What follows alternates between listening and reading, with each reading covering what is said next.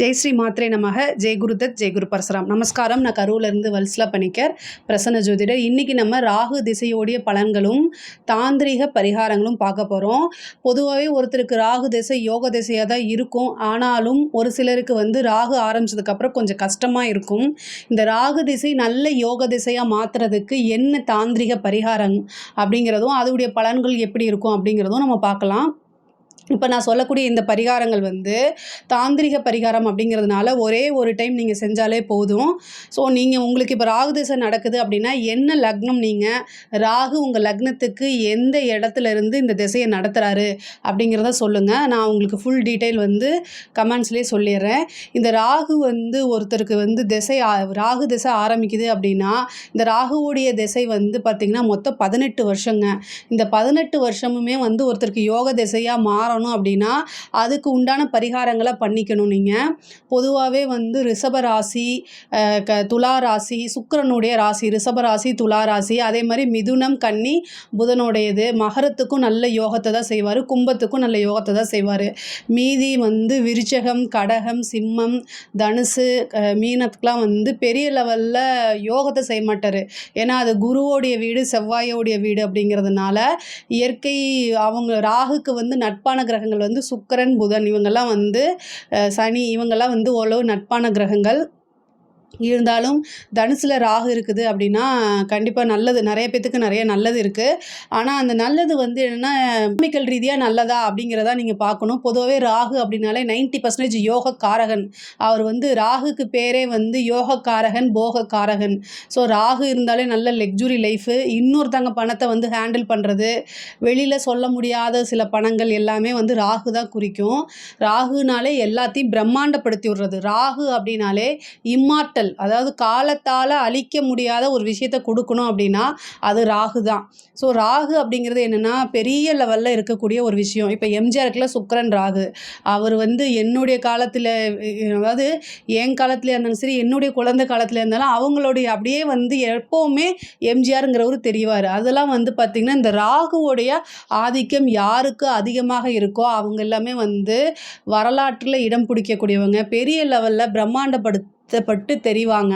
இது இப்போ இருக்கக்கூடிய சோஷியல் மீடியாவில் இருக்கக்கூடிய இன்ஃப்ளூயன்சர்னு சொல்லவங்க, அதே மாதிரி மீடியா ஃப்ரேமில் பெரிய லெவலில் இருக்கிறது, அரசியலில் பெரிய லெவலில் இருக்கிறது, இந்த மாதிரிலாம் ராகுவோடைய ஆதிக்கம் இல்லாமல் கண்டிப்பாக அவங்க பெரிய ஆளாக வரவே முடியாது.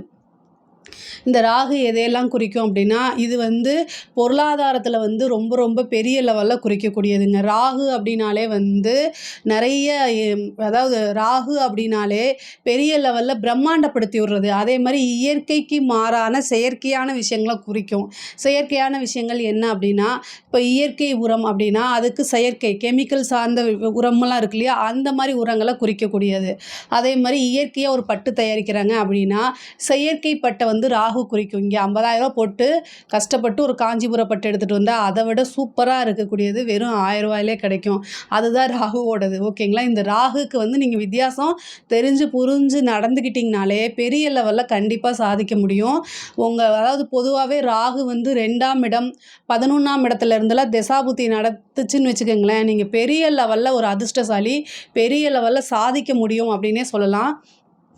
உங்களுடைய லக்னத்துக்கு ராகு எங்கே இருக்கார் அப்படிங்கிறத கண்டிப்பாக நீங்கள் சொல்லுங்கள். ஆனால் ராகு இப்போ ஒவ்வொரு எந்த கிரகத்தோடு சேருதோ அந்த கிரகத்தோடைய தன்மையும் ஈர்த்து அவர் செய்வார். அது நல்லதாக இருந்தாலும் சரி, கெட்டதாக இருந்தாலும் சரி. பொதுவாகவே அதே மாதிரி ஒன்றுக்கு மேற்பட்ட ரிலேஷன்ஷிப்பெல்லாம் கொடுத்துருவார். ராகு அப்படின்னாலே பணம் நீங்கள் எந்த வழியில், அதாவது உங்களுக்கு வரக்கூடிய பணத்தை நீங்கள் வெளியில் சொல்ல முடியாத அளவுக்கு பொதுவாகவே சொல்லக்கூடாது. ராகு அப்படின்னா ஒரு ரகசியம். ராகு திசை உங்களுக்கு நடக்குது அப்படின்னா ஏதாவது ஒரு ரகசியத்தை நீங்கள் கட்டி காப்பாற்றுற மாதிரி கண்டிப்பாக இருக்கும். அதை வெளியில் ஷேர் பண்ண முடியாத அளவுக்கு கண்டிப்பாக இருக்கும். அதே மாதிரி பணத்தை நிறைய ஹேண்டில் பண்ணக்கூடிய அமைப்புகள்லாம் ராகு திசையில் தான் வரும். அப்புறம் சம்டைம் ஒரு கெட்ட ஃப்ரெண்ட்ஷிப் அமையலாம். அதனால தீய பழக்க வழக்கங்கள் அமையறதுக்கு உண்டான வாய்ப்புகள் இருக்குது. அதே மாதிரி லவ் அஃபையர்ஸ், ஒன்றுக்கு மேற்பட்டது, இந்த மாதிரி விஷயங்கள் லவ்வை கொடுக்கும். அதே நேரத்தில் ஒன்றுக்கு மேற்பட்ட காதலையும் கொடுத்துரும். அதனால பிரச்சனைகள் வரதெல்லாம் கொடுக்கும். பொதுவாகவே ராகு எந்த கிரகத்தோடு சேர்ந்திருந்தால் என்ன அப்படின்னா சூரியனோட ராகு சேருது அப்படின்னா அவங்க அரசியலில் மிகப்பெரிய லெவலில் இருப்பாங்க. முன்னாடிலாம் சூரியன் ராகு அப்படின்னா அது அரசியலை கட் பண்ணி விடுன்னு சொல்லுவாங்க. ஆனால் இந்த காலத்தில் அரசியல் அப்படின்னாலே சூரியன் ராகு இல்லை அப்படின்னா இப்போ எனக்கு தெரிஞ்சு நிறைய பேர் ஒரு பெரிய மினிஸ்டர் ஜாதகத்தில் சூரியன் ராகு தான் சேர்ந்துருக்கு. அவர் வந்து ஒரு சாதாரணமாக கவுன்சிலராக இருந்து இன்றைக்கி பவர்ஃபுல் மினிஸ்டராக இருக்கார். ஏன்னா பெரிய லெவலில் இருக்கவங்க எல்லாத்துக்குமே சூரியன் ராகு இருக்கும். அரசாங்கத்தில் இருக்கக்கூடிய அதிகாரிகளுக்கும் சூரியன் ராகு இருக்குது. சந்திரன் ராகு அப்படின்னா அம்மானால பிரச்சனைகள் இருக்கும். அதே மாதிரி மைண்டு டிப்ரெஷன் இருக்கிறதுக்கு வாய்ப்பு இருக்குது. அதாவது ராகு அப்படின்னாலே வந்து பார்த்திங்கன்னா இயற்கைக்கு அப்பாற்பட்ட ஒரு விஷயத்தை குறிக்கக்கூடியது, செயற்கையான விஷயங்களை குறிக்கக்கூடியது. இது வந்து என்னென்னா பணம் ரிலேஷன்ஷிப்பு இந்த விஷயத்தில் நம்ம ரெண்டாக பிரிக்கணும். எக்கனாமிக்கலாக நிறைய ஹெல்ப் பண்ணும். ராகு வந்து பார்த்திங்கன்னா நீங்கள் வந்து ரொம்ப வந்து புவராக இருக்கீங்க, பணமே இல்லை அப்படின்னா உங்களுக்கு ராகு திசை ஆரம்பித்ததுக்கப்புறம் அப்படியே பல மடங்காக பெருக்கும். இதே நீங்கள் பெரிய கோடீஸ்வரனாக இருக்கீங்க அப்படின்னா ராகு திசை ஆரம்பித்தோன்னே தேவையில்லாத கெட்ட பழக்கங்கள், ஒரு அஃபையர் ஆகி அது மூலிமா பிளாக்மெயில் பண்ணுறது, இந்த மாதிரி அப்படியே மாற்றி போட்டுரும். அதனால் ராகு திசையில் ரொம்ப கவனமாக இருக்கணும். கண்டிப்பாக நமக்கு ஒரு வெல்விஷர் தேவை. ஒரு அட்வைஸரை கேட்டுக்கிறது ரொம்ப ரொம்ப நல்லது. உங்களுக்குன்னு ஒரு குருவை கண்டிப்பாக ஏற்படுத்திக்கிங்க ராகு திசையில். அதே மாதிரி செயற்கை அப்படின்னு சொல்கிறேன்னா, நீங்கள் செயற்கை அப்படின்னாலே பெரிய தப்பாலாம் நீங்கள் எடுத்துக்க வேண்டாம். இப்போ வந்து ஒருத்தங்க ஹெல்த் சம்மந்தப்பட்ட பிரச்சனைனா ராகு வந்து கண்டிப்பாக ஹெல்ப் பண்ணுவாருங்க. ஏன் அப்படின்னா இன்றைக்கி இருக்கக்கூடிய ட்ரீட்மெண்ட் எல்லாமே ராகுவோடைய காரகத்துவத்தில் தான் இருக்குது. இப்போ கேன்சர் இருக்குது அப்படின்னா இந்த ராகு திசைனா கண்டிப்பாக கேன்சர் குணமாகிறதுக்கே வாய்ப்புகள் இருக்குது. ஏன்னா அந்த கேன்சர் ட்ரீட்மெண்ட்டுக்கு போகிறாங்கல்ல, அந்த ட்ரீட்மெண்ட் அந்த ஹீமோதெரப்பின்னு சொல்கிறோம், அந்த தெரப்பியே வந்து பார்த்திங்கன்னா ராகு காரக சம்மந்தப்பட்ட இதுதான். ஸோ அதனால் வந்து என்ன நோயாக இருந்தாலும் இந்த ராகு திசை நடக்கும்போது நீங்கள் அதுக்குண்டான ட்ரீட்மெண்ட் எடுங்க. ராகு புத்தி நடக்கும்போது அதுக்குண்டான ட்ரீட்மெண்ட் எடுங்க. கண்டிப்பாக வந்து குணமாயிரும். முக்கியமாக 5ல் ராகு இருக்குது அப்படின்னா அதிர்ஷ்டத்தை மட்டும் இல்லை, நல்ல டாக்டரும் கிடைப்பாங்க. உங்களுக்கு ஏதாவது எவ்வளோ பெரிய பிரச்சனை வந்தாலும் அதுலேருந்து டாக்டர் காப்பாற்றிடுவாங்க. அந்த மாதிரி ஒரு அமைப்பு இருக்குது. அதே மாதிரி டெஸ்ட் டியூப் பேபி, இப்போ சந்திரன் ராகு இருக்குது அப்படின்னா டெஸ்ட் டியூப் பேபிக்கு போனீங்க அப்படின்னா ஈஸியாக உங்களுக்கு இதாயிரும். ஏன்னா செயற்கை முறை கருத்தரிப்பு அப்படிங்கிறது வந்து இந்த ராகு தான் அதுக்கு காரகத்துவம். அதனால் வந்து இந்த மாதிரி விஷயத்துக்குலாம் சப்போர்ட் பண்ணிடும். பொதுவாகவே வந்து சோசியல் மீடியா ஃப்ரேமு எல்லா லெவல்லையும் பெரிய லெவலில் வரணும் அப்படின்னா ராகு தான் அதுக்கு வந்து காரகத்துவம். ராகு ஸ்ட்ராங்காக இருந்தால் தான் நீங்கள் பெரிய லெவலில் வர முடியும்னே வச்சுக்கோங்களேன். இப்போது சுக்கிரன் ராகு இருக்குது அப்படின்னு வச்சுக்கோங்களேன். அவங்க வந்து சோஷியல் மீடியாவில் பெரிய லெவலில் இருப்பாங்க. மீடியா ஃப்ரேம் சினிமா துறையில் வந்து பெரிய லெவலில் புகழ், அழியா புகழ் அப்படின்னாலே சுக்கிரன் ராகு சினிமா துறையில் பெரிய கலைஞராக்கி விட்டுரும். அதே நேரத்தில் பெண்கள் வழி தொடர்பு ஏற்படுத்தி விடும். தேவையில்லாத பழக்கங்கள் இந்த மாதிரி விஷயங்களை வந்து ஏற்படுத்தி கொடுக்கும். இந்த சுக்கிரன் ராகு அப்படின்னாலே பெண்கள் வழி போகத்தை அனுபவிக்கிறது, இந்த மாதிரி ஒன்றுக்கு மேற்பட்ட ஒரு அஃபேர்ஸ் வச்சுக்கிறது, இந்த மாதிரி விஷயங்களையும் கொடுத்து விட்ரும். குரு ராகு அப்படின்னா சூப்பருங்க. இந்த குரு ராகு வந்து எக்கனாமிக்கலாக வந்து பெரிய லெவலில் கொண்டு போய் விட்டுரும். குரு ராகு யாருக்கெல்லாம் சேருதோ அவங்கெல்லாம் வந்து பணம் சம்பாதிக்கிறது எப்படி அப்படின்னு அவங்கக்கிட்ட தான் நீங்கள் கேட்கணும். நிறைய விஷயங்கள் அவங்க சொல்லுவாங்க. சீக்கிரமாக ஷார்ட் டைமாக வந்து கொஞ்சமாக பணம் போட்டு பெருசாக வர்றது, ஷார்ட் டைமில் வந்து பெரிய லெவலில் வர்றது, அந்த மாதிரி தான் குரு ராகு. என்ன கேட்டால் அதாவது என்னென்னா கிரேட் மாஸ்டர் ஷார்ட் லைஃப் அப்படின்னு நான் சொல்லுவேன். ஏன்னா அவங்க வந்து எந்த லெவலுக்கு இருக்காங்களோ, ஆனால் அதே நேரத்தில் சில கண்டங்களும் இருக்குது குரு ராகுக்கு.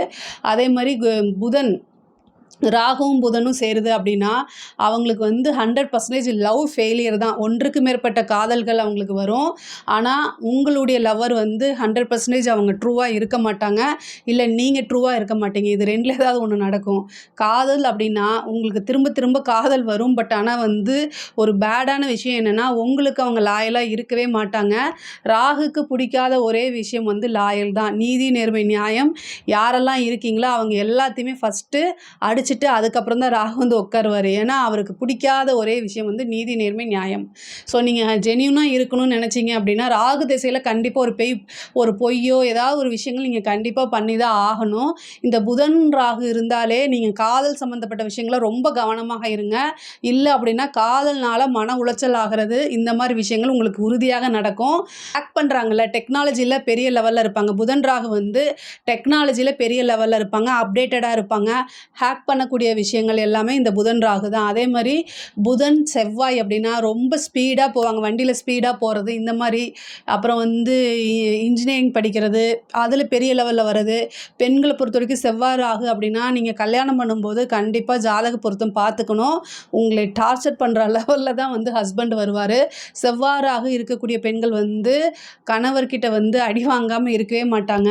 அதாவது ரொம்ப வந்து மனசளவுலையாவது வந்து அவங்க உங்களை கஷ்டப்படுத்துவாங்க செவ்வாய் ராகு அப்படின்னா. அதே மாதிரி செவ்வாய் சந்திரன் அப்படின்னா மனசு வந்து அடிக்கடி டிப்ரெஷனில் போகும், ஒரு நிலைப்பாடாக இருக்காது.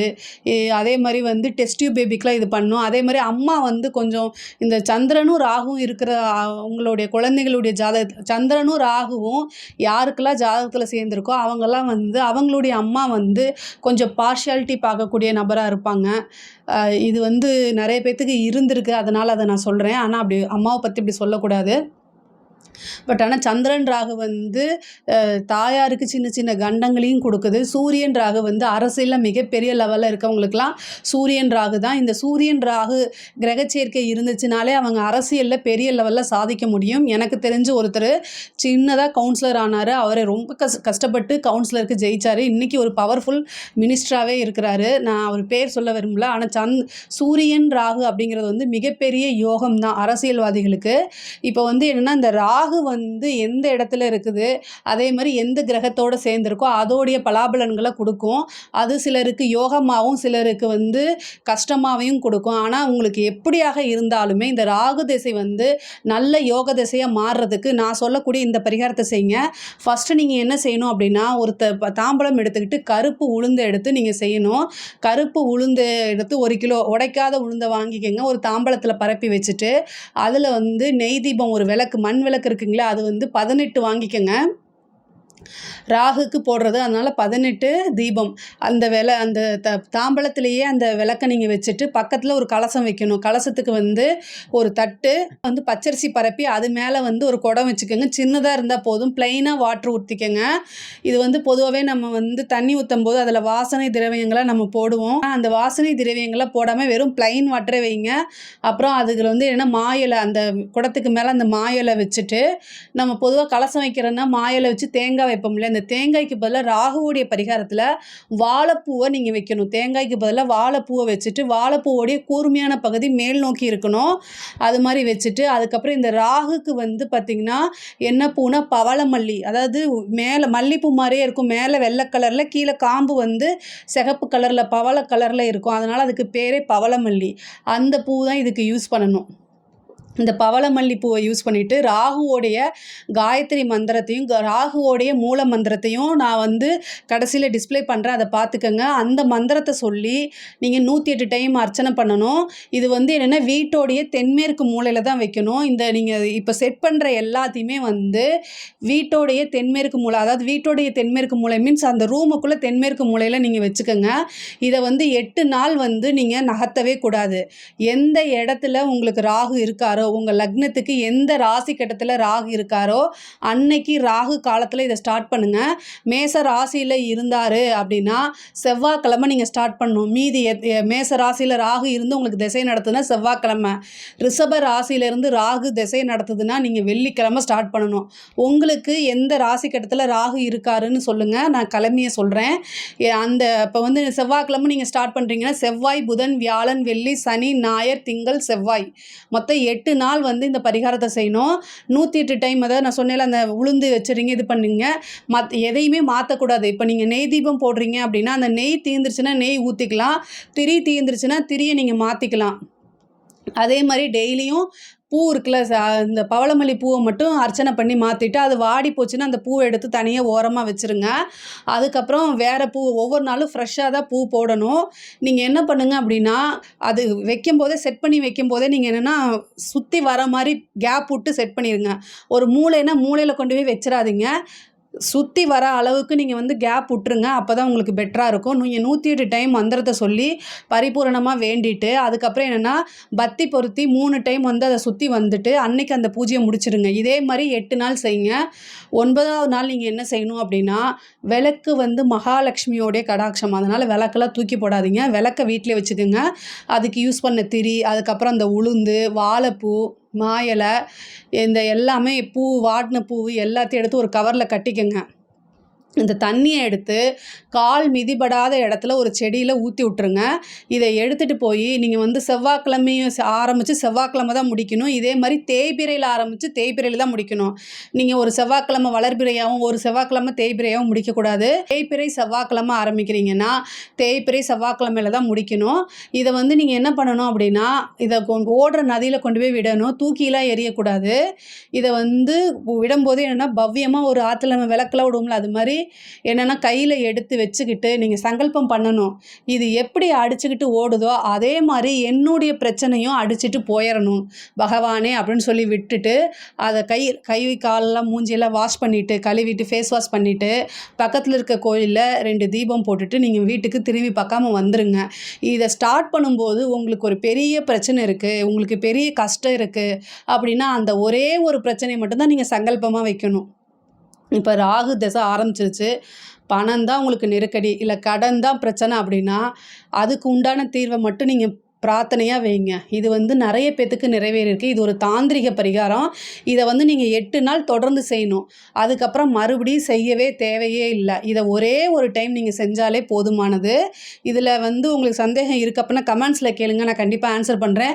உங்களுக்கு ராசி கட்டத்தில் எந்த கட்டத்தில் வந்து ராகு வந்து இருக்காரோ, ராகு வந்து எந்த ராசி கட்டத்தில் இருக்காரோ அந்த நாளில் ராகு காலத்தில் வந்து ராகு அப்படின்னாலே காளி தான் அல்லது துர்க்கை, மெயினாக வந்து துர்க்கை தான். அதனால் நீங்கள் வந்து செவ்வாய்க்கிழமை வந்து துர்க்கைக்கு வழிபாடு பண்ணலாம். ஆனால் ராகு திசை அப்படின்னா இப்போ உங்களுக்கு தனுசு ராசியிலோ இல்லை மீன ராசியிலையோ ராகு இருக்காரு அப்படின்னா வியாழக்கிழமை ராகு காலத்தில் துர்க்கையோடைய வழிபாடு பண்ணுங்க. அது ரொம்ப ரொம்ப பவர்ஃபுல்லானது.